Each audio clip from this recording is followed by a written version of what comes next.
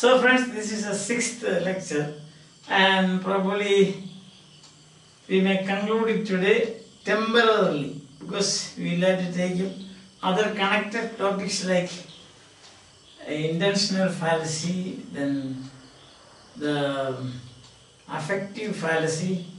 Also we have got formalism, that is how formalism is connected with the similarities and dissimilarities, if any, between new criticism and the formalists. So these things we will see later. For the time being we conclude new criticism because maybe I think enough input for you for an essay or short question or your seminar. Very often students write to me saying that helpful for seminar. So I think that this input also will be helpful for you for seminars. Okay, so coming back to these four merits, we can say. The technique of focusing upon a poem as language rather than as history or biography or morality, we can say, gave a whole new meaning to and justification for the teaching of poetry, understanding poetry. So, understanding poetry, it opened new vistas, new doors for understanding and appreciating poetry. This is the greatest merit of the new criticism. The technique of, this is what Brooks said. I am quoting from Brooks. See, starting with the inverted commas, the technique of focusing upon a poem as language. So, should I write it down on the board? The technique of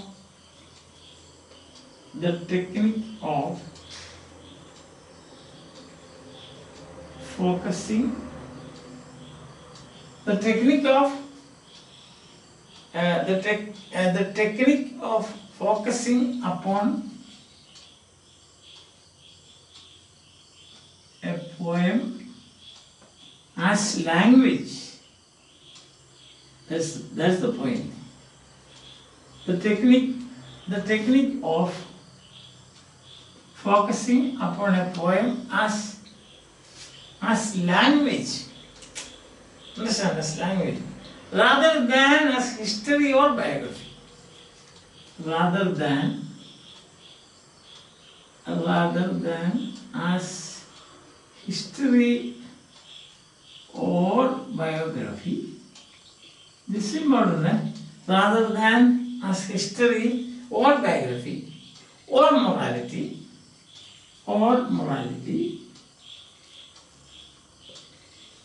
History, biography or morality gave a whole new meaning to and justification for the teaching of poetry. Gave a whole meaning to and justification for teaching poetry.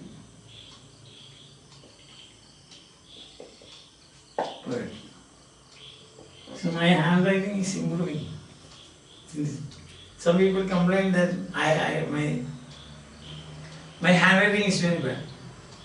Somebody wrote to me that first you go and improve your handwriting and then you start teaching. So I have been trying and now I think it's much better, I think, isn't it? Or not? Yeah. So the technique of focusing upon a poem, this is very important. That is the merit. You know what his teacher and later his collaborator J.C. Ransom said? J.C. Ransom, he said like this, John Crowe Ransom, this J.C. Ransom.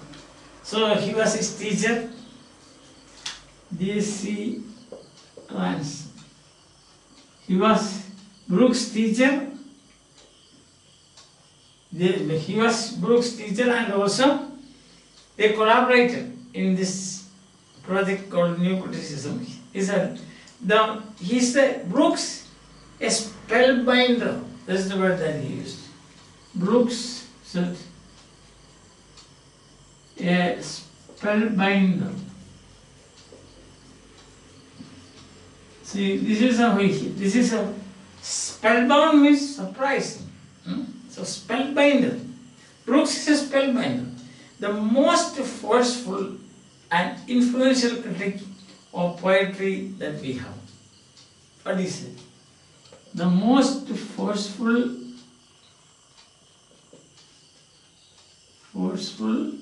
and influential critic of poetry.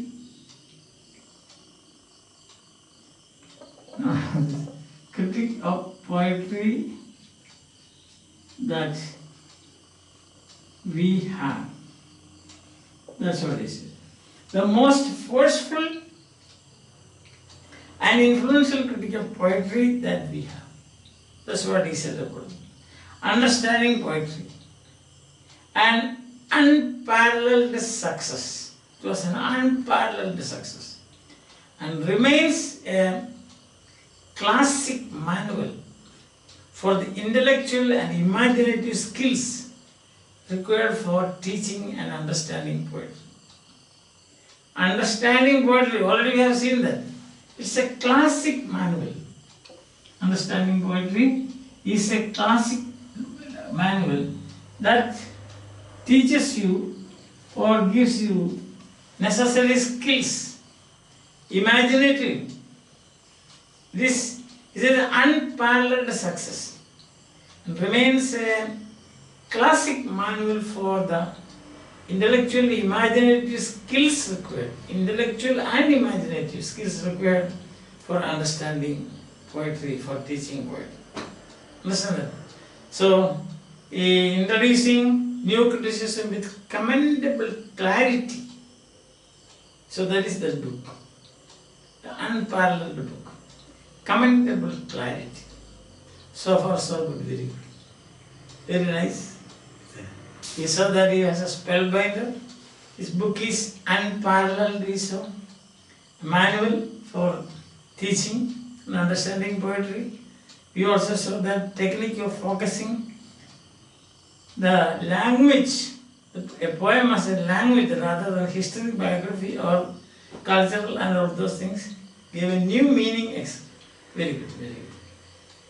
And this 1920s and 1960s up to 1960s was very popular. In England, it changed, so to say, we can say, the pedagogy of, or the teaching methods, it changed. There was we can say, a cataclysmic change. Sudden and also, a cataclysm means a sudden change. So that cataclysm. So a sudden change is also useful with many merits, but then there are people who criticize this, who are against this new criticism and new critics. There are many reasons. One of the reasons they give is it is very narrow, overly narrow. That is self-explaining, very narrow, because you look at it only as language.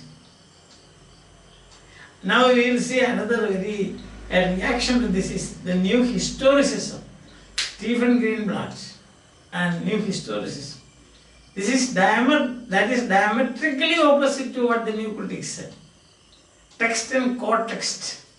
So that is the theory, we will see that later. Soon, so in a few weeks' time, we will see that. So this is very narrow view of this. Then second point of criticism is disabling. As we see, we use now enabled and disabled in computer. So it disables all attempts to relate literary studies to politics,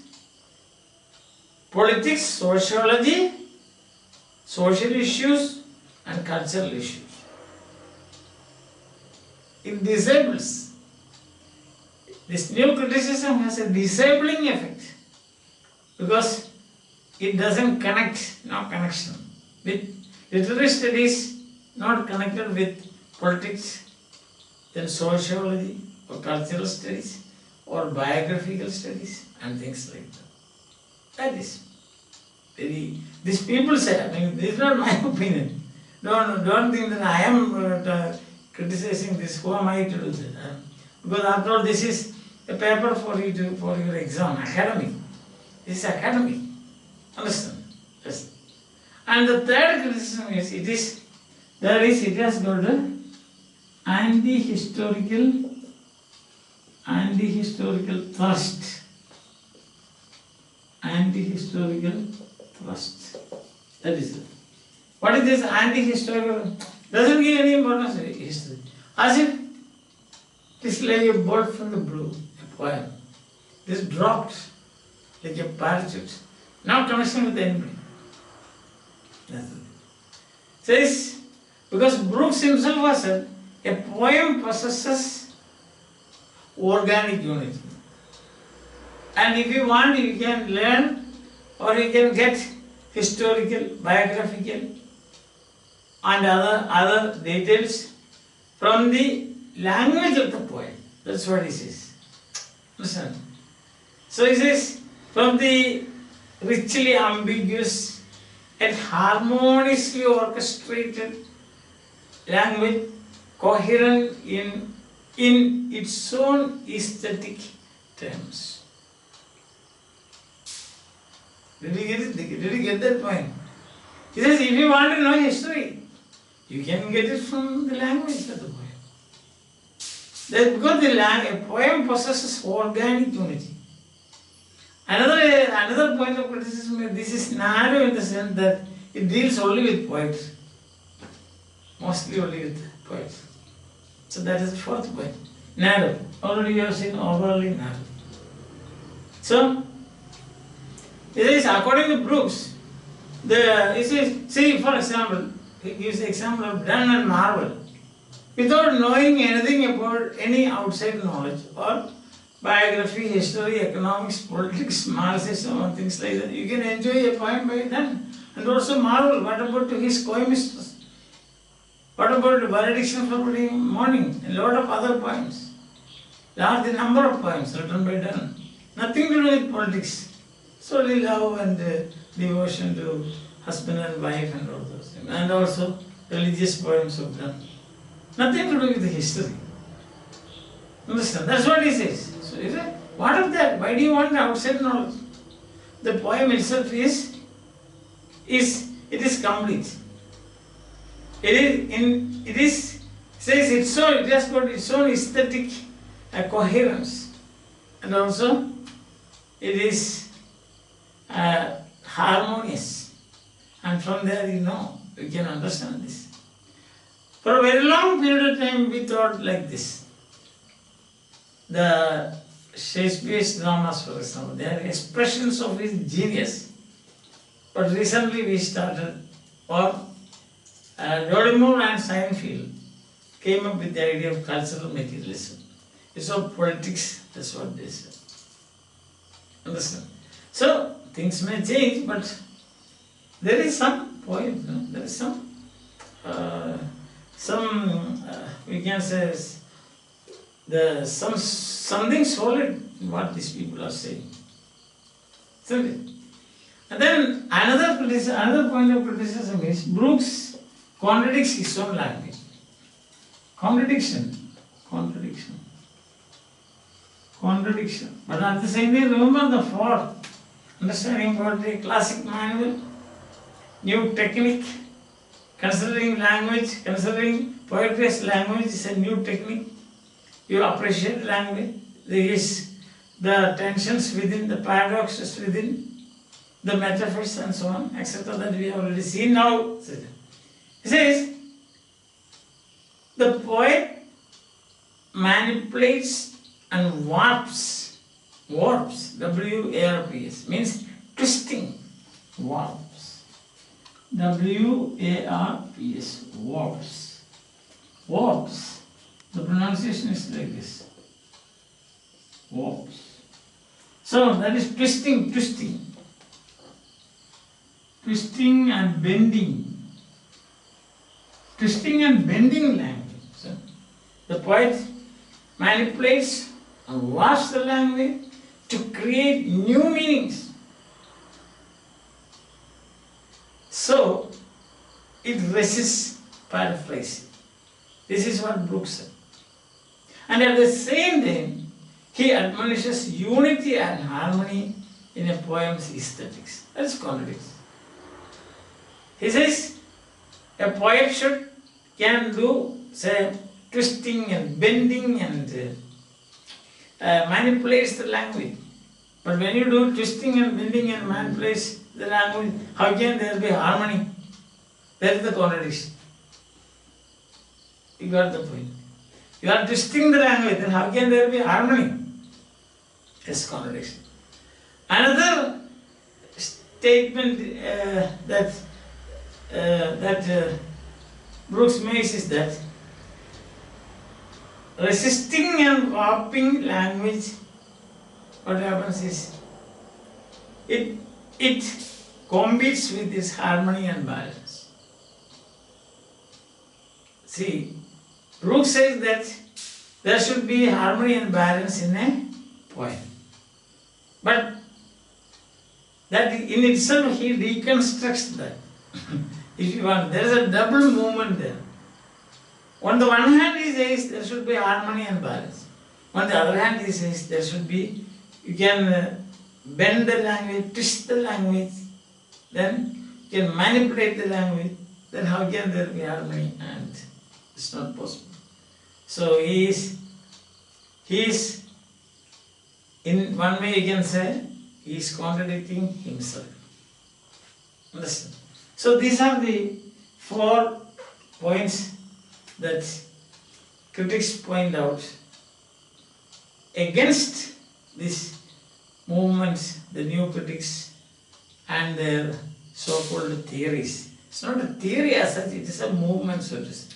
It's an experiment. Higher church, it was an experiment, higher church. Principles of practical criticism is a kind of experiment that he was making. Taking away the title and all those things, and then trying to find out the meaning of the poem. As we did in the beginning, I told you, do not mock me, fellow students, because this is only an experiment. Alright? So, these are the points. So, merit speaking, sir, a brand new method and brand new technique. The poem is language, and you see all the embellishments of language in that. You enjoy the paradoxes, metaphors, metonymy, synecdoche, alliteration, rhyme, then see how the tension created within the poem is resolved at the end. That is a kind of catharsis. Listen, after that experience. Then the demerits are, and we saw Ransom calling Brooks the spellbinder.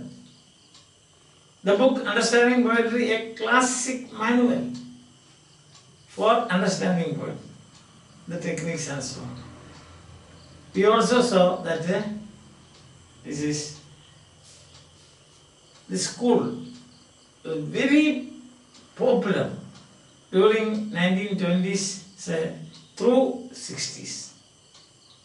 Then what happened is, and then we saw now the criticism also. Then what happened after that? Now nobody gives importance to this. Like archetypal criticism, remember? We had a very long series of lectures, many lectures on archetypal criticism, and at the end I said, now nobody follows. But as students of literature, we should know it. May not be general knowledge, but we should know. And there is some sense in that also. As here, what happens is that after the 1970s, nobody follows this. But one thing I told you, immediately after this came the new critics, new historicism. Text and co-text and resonance and so on. Based on Renaissance drama, Renaissance studies by Stephen Greenblatt. That's one thing. And then later you saw a plethora of theories and approaches like Marxist, feminist, structuralist, post-structuralist, deconstruction. What happened? All this, like a flood came and swept away such movements as new criticism and so on. So after 1970s, nobody gives importance to this, but there is some sense, and it's better that we, at least partially, there's a partial significance is there, because they are foregrounding the text and its importance for the students' literary studies. Students doing literary studies, you and me. And it is a kind of, we can say now, it's a kind of intellectual, it gives a kind of intellectual satisfaction when you do a poem like this. You take the poem, consider it as only a poem, you focus to the language of the poem and see how the language has been used, how beautifully the poet has managed to present what he wanted to say, that's the meaning of the poem, and so on and so forth. That will be very interesting for people like us, you and me. So let's hope that you have been following me for the last half a dozen lectures, and I'm very grateful to you that you have been listening, and if these classes are useful, it is very good. Otherwise, but what should I say? Otherwise I would say like Nishkama Karma, I would say. Understand? Nishkama Karma. That's what I will satisfy myself by quoting from Bhagavad Gita, that is the song of the Lord. So let's, so as I told you, so soon we will be coming, I will be coming up with intentional fallacy and affective fallacy, and also I.A. Richards' principles of practical criticism and formalism. Formalism means how far formalism has, or what are the similarities of formalism with the new criticism. Although after 1970s, it is not a popular way of studying. At least in the academy, it is not a very popular way of studying poets. Okay? So till we see again, bye. Have a nice day. Enjoy your life.